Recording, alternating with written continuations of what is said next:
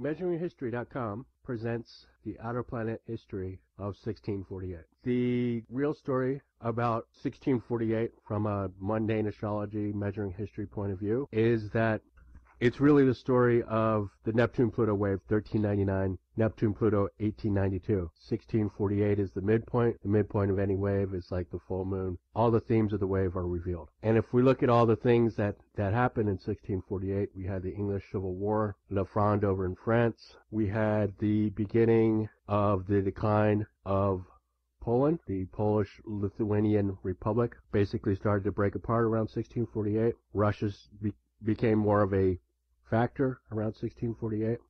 The Age of Reason began around 1648. Descartes dying has something to do with that. Descartes was one of those Renaissance men who obviously was a mathematician, but he was also a philosopher. After this period, philosophers just became philosophers, just specialized in that.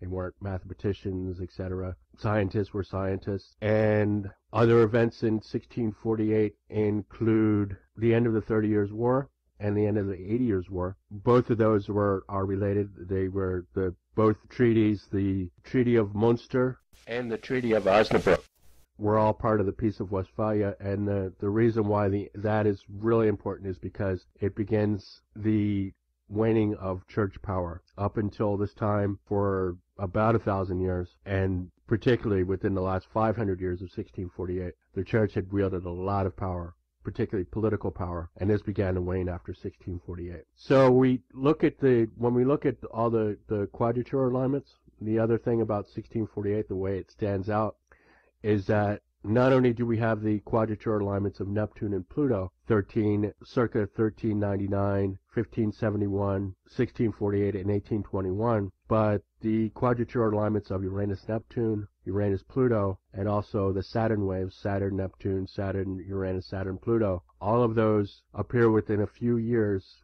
When I say a few, I say one or two of the quadrature alignments throughout the 1399 Neptune-Pluto wave. This does not happen a lot in history. It happened once at the 576 Neptune-Pluto 85 BC wave. It happened with the Neptune-Pluto wave 3055 BC, Neptune-Pluto 2561. That was the beginning of the Bronze Age. And the connection between both of those Neptune-Pluto waves and 1399 Neptune-Pluto is that in all times, language really began to change history. And with 1648, we find that is also the case. The printing press had a lot to do with how history changed. So basically, 1648, if you really look at it, if you look at the before and after picture, up until 1648, we were mired in the ancient world in one way or the other. One of the things that began the 1399 Neptune-Pluto wave was the Renaissance. It was a look back. It was a look to the Greeks and the Romans for knowledge.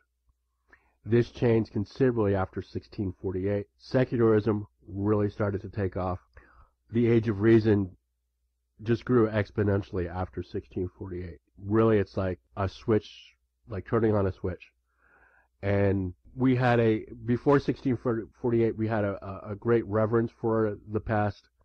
And after 1648, the past only mattered if it made sense in a secular fashion. So there'll be more videos about this, but I just wanted to introduce 1648 because it is one of the most important times in all our history, and it's also important for mundane astrologers and anyone interested in history to understand. If you like this video, subscribe to the Measuring History channel on YouTube. You can also catch these videos at measuringhistory.com, Measuring History on Facebook, and thanks for watching.